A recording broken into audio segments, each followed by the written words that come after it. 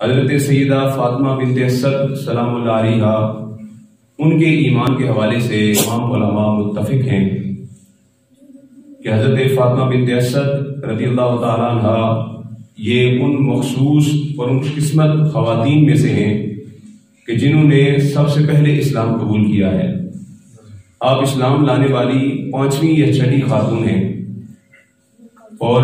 حضرت فاطمہ بنت اسد سے رسول اللہ صلی اللہ علیہ وسلم کو اس قدر محبت تھی کہ رسول اللہ صلی اللہ علیہ وسلم ان کو اپنی والدہ فرمایا کرتے تھے، اور فرماتے کہ جب میں بھوکا تھا تو یہ مجھے کھانا دیا کرتی تھی، اور جب میرے پاس لباس نہیں ہوتا تھا تو یہ مجھے لباس دیا کرتی تھی۔ اور حضرت فاطمہ بنت اسد سے محبت کا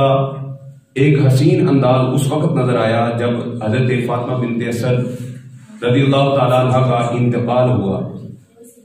تو آقا کریم صلی اللہ علیہ وسلم نے ان کے لیے غسل کے لیے جو پانی منگوایا گیا تھا، پہلے حضور نے اپنا مبارک ہاتھ اس پانی کے اندر داخل فرمایا اور اپنے مبارک ہاتھ کی برکتوں سے اس پانی کو متبرک فرمایا۔ آج لوگ تبرکات کا بھی انکار کرنے والے ہیں، جو کہتے ہیں جی تبرکات کوئی چیز نہیں ہوتی، لیکن آقا کریم صلی اللہ علیہ وسلم نے ان کے غسل کے پانی کو متبرک فرما کر یہ بتا دیا کہ تبرکات سے فیض لینا بھی بالکل جائز اور درست ہے، اور وہ آقا کریم صلی اللہ علیہ وسلم کا مبارک ہاتھ کتنا مطہر اور کتنا بابرکت ہوگا کہ حضرت سیدنا عیسیٰ علیہ السلام آپ فرماتے ہیں وَجَعَلْنِي مُبَارَكًا کہ رب کائنات نے مجھے سراپائے برکت بنا کر بھیجا ہے۔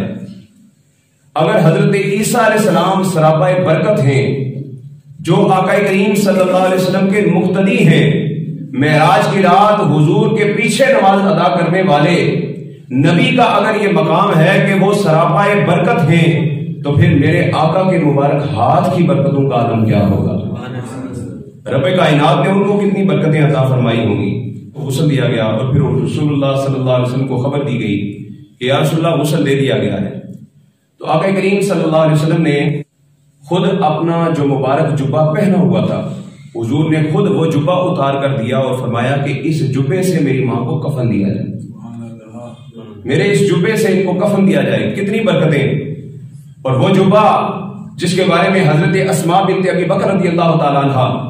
وہ فرماتی ہیں جب مدینہ طیبہ کے اندر کوئی شخص بیمار ہو جاتا تھا، کسی بھی بیماری کے اندر مبتلا ہوتا، تو ہم رسول اللہ کے جبے کا دھون، اس کا پانی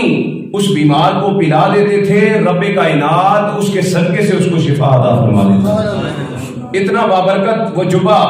کہ دنیا میں کوئی بیمار ہو تو اس کی شفا کا سبب بن جاتا ہے، اور اگر کوئی قبر کے اندر جا رہا ہو تو اس کی نجات کا سبب بن جاتا ہے۔ آقا کریم صلی اللہ علیہ وسلم کا مبارک جبہ ان کو پہنایا گیا، اور پھر جب قبر تیار ہو گئی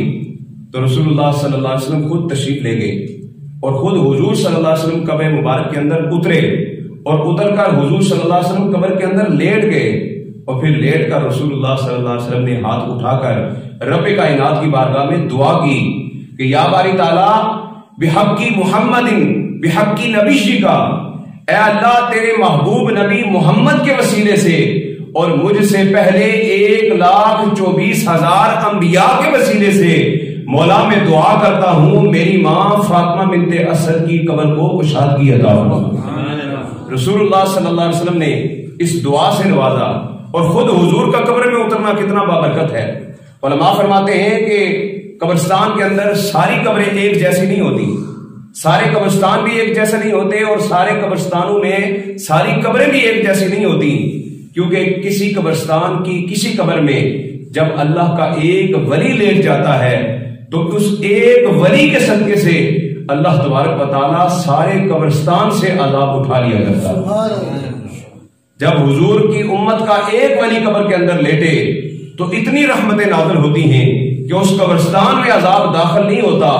تو پھر جس قبر کے اندر حضور خود لیٹ جائیں اس قبر کی عظمتوں کا عالم کیا ہوگا، اس کی برکتوں کا عالم کیا ہوگا۔ رسول اللہ صلی اللہ علیہ وسلم نے قبر کو متبرک فرمایا، اور خود نماز جنازہ